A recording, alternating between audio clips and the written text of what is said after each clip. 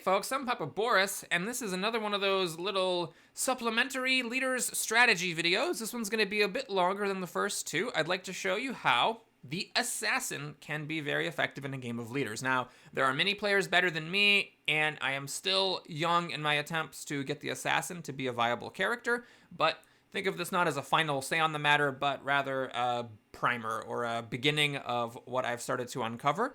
And if time should demonstrate that there are mistakes in this video, I hope that will be helpful. And until that point, I hope that this video will help you get more value out of a character that many people consider to be not that good.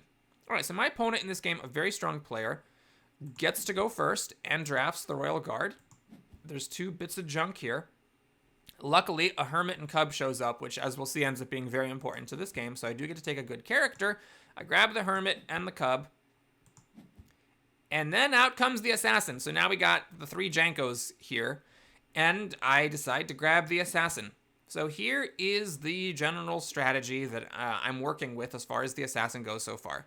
The Assassin, you stick him on the edge of the board. And you slowly make your way towards the enemy leader. The point is not to win with this character, but rather to block the leader from switching sides. Once you can corral the leader into one space or one area of the board, then your other pieces can checkmate or suffocate him.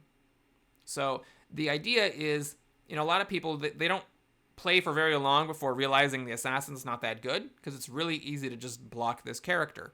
But if you think of them as a zone of control, making it easier for your other characters to checkmate the leader, then it can actually be wildly effective. Now, of course, if you have one character slowly wandering across the edge of the board by himself, the obvious disadvantage to that is that now you have fewer characters left to protect your own leader. And so if your opponent brings all their characters to bear attacking your leader, you're going to be outnumbered and possibly lose before the assassin can never do his thing. So that's why I think the assassin is a very logical choice if you have the Hermit and Cub, because the Cub gives you the extra character. So it allows you to maintain parity with your opponent's pieces while the assassin goes off on his solo mission. Now you'll see in this game, my opponent got the Royal Guard first and now got the Illusionist, so my opponent is not lacking for good characters. My opponent was, like going back and forth on whether they want to go the fully aggressive move, and they do decide to go the fully aggressive move in the end, parking their character right next to my leader. And yeah, they're going to grab the Illusionist. And then out comes the Protector. So we got a jank pick already in the Assassin, and then another junk pick coming up. And here, by the way, with these videos, I'm not going to focus too much on move-by-move tactics, just kind of going for the broad learning goal of the video here, which is the Assassin starting to move around the edge. The reason I say the edge is because a lot of times your opponent's not going to have pieces on the edge. If your leader's over here, your opponent's not going to have a random piece out here just sitting there most of the time. So there's a clear path, a slow path, but a clear path to get over to the enemy leader. So now I decide to take the Protector. This ends up being a very important pick this game. Maybe this is like the, not the starring role character, that's the Assassin, but, the Protector's a supporting actor in this one. I picked it just so that my opponent wouldn't have as easy of a time using the Illusionist. In fact, I'm being cheeky here, stopping him from swapping with my leader and winning the game. But it turns out to be pretty good because the Bruiser shows up. And my opponent makes a pretty crazy line here after doing the typical Royal Guard swap. He actually doesn't take the Bruiser. He grabs the Archer. And I guess that's because I had the Protector. If the Protector hadn't shown up, and if I hadn't taken the Protector, my opponent would have taken the Bruiser, and I would have had a much more difficult game. In fact, I think it may have been correct for my opponent to take the Bruiser in the first place. So I'm getting in with the Assassin. Notice I am stepping in because there's just no pieces over here, but if there were pieces over there, then I would have, kept going around the edge. I block the Illusionist from swapping with the Assassin, and I make a very frisky line here. I don't know if this is correct or not, but I do this, and my opponent cannot win because of this MVP Cub blocking the Illusionist from stepping here, while the Hermit does make some progress towards the enemy leader. And then, crazily enough, I do not take the Vizier, which is maybe my favorite character in the game, because here I actually want a defensive Bruiser. And with me already having the Protector, there's a chance this Bruiser can go unopposed. So the Bruiser can be used to push pieces away from the leader, and then it also gives a little bit of inevitability. Here with the Assassin, it's nice to have the Assassin kind of giving an era of a feeling of inevitability because it'll eventually get over to the enemy leader, and then the Bruiser as well can eventually bully his way into it. Now my opponent swaps in with the archer, so the archer is very threateningly positioned. He also could have stepped back with the archer to threaten my leader, but I think he made the right call leaving it here. He's essentially reserving the spot for his royal guard or for another character.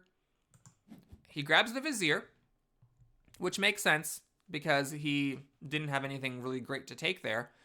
But it's worth noting that the assassin can be a pretty good counter to the vizier, as we shall see.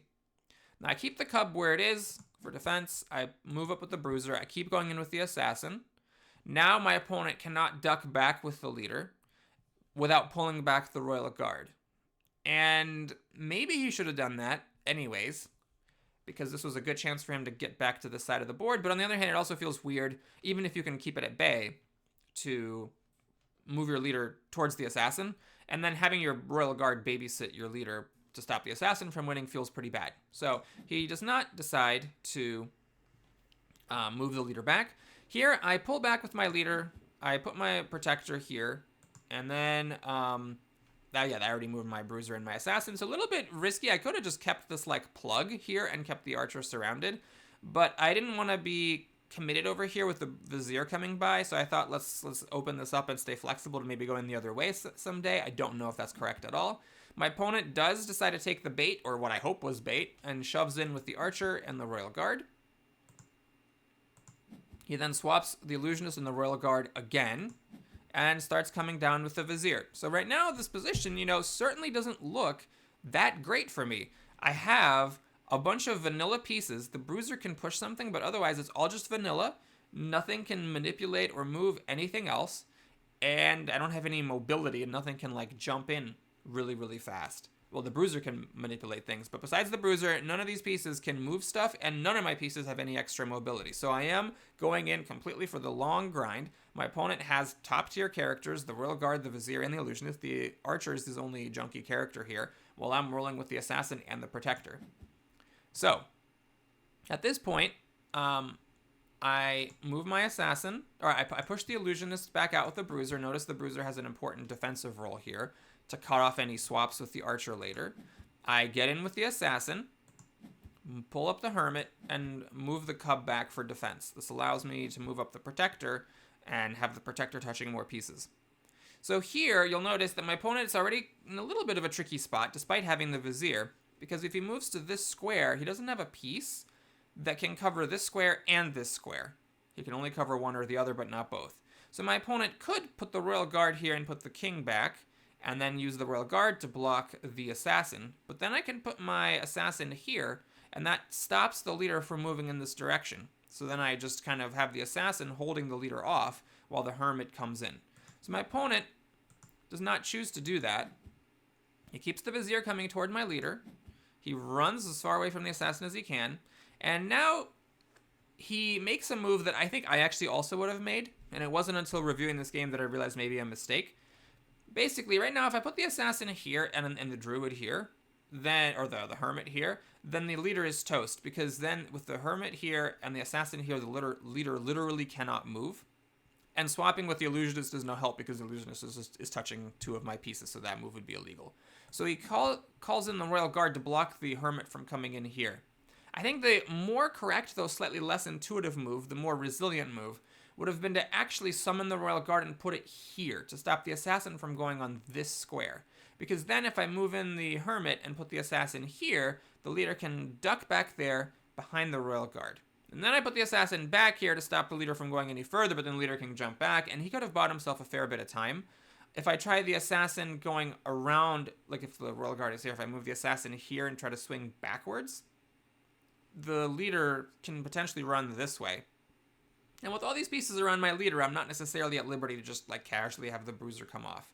So he would have had some more options. With the royal guard here, however,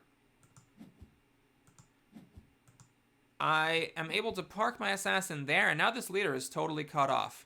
Despite the vizier, the leader is not able to run out in any of these directions.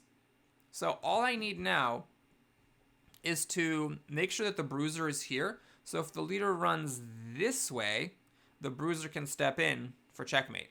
Now I just have the minor matter of making sure I don't get checkmated. If I put my leader here, only the archer can attack me. I made sure there were no crazy illusionist swaps. If the illusionist swaps in with the archer, then actually the archer could have won by going here, so I have to keep a piece on this square or I lose. I decide to put the royal guard there and the cub there. And then the hermit is fine where he is. I actually don't want to move him. I want to make sure that I can checkmate next turn. And so now notice the position. If this were literally any piece other than the assassin, I probably lose the game. My opponent just goes tra-la-la right there. My hermit is one space too far away to checkmate. And then my opponent on the subsequent turn can go tra-la-la over here. The vizier has given the leader some amphetamines, and the leader's just sniffing him up and zipping around. And all my slow, move one space at a time pieces are almost certainly not going to get over to the leader before, you know, the archer and the vizier and maybe the illusionist can swoop in. Or even if I maintain some sort of a wall, the leader will eventually zip around here and the royal guard can swoop in as well. But as it is, I win on the spot. So he tried this as defense. The vizier is one space away from killing me. But alas, at this point, with the assassin blocked by the royal guard, there's absolutely nothing stopping the hermit from going there and the bruiser from stepping in for checkmate. And notice, had he put the royal guard here and somehow plugged this square, I still could have won because, oh no, wait, he could not actually plug this square with a different piece and have the royal guard here. But had he somehow, like, plugged this space to stop the druid from going here, then I could have, you know, put the assassin in for checkmate. For that matter, I guess I could have also put the druid here and the bruiser there. So anyway, the point is that was a win, but the assassin, despite never touching the leader and never being able to touch the leader, won me the game by stopping the leader from running around my slow pieces. Thank you so much for watching that. I hope you enjoyed that strategic look into the minds of the assassin. I hope it enhances your enjoyment of the game. Please like and or subscribe, and I'll see you again soon. Take care.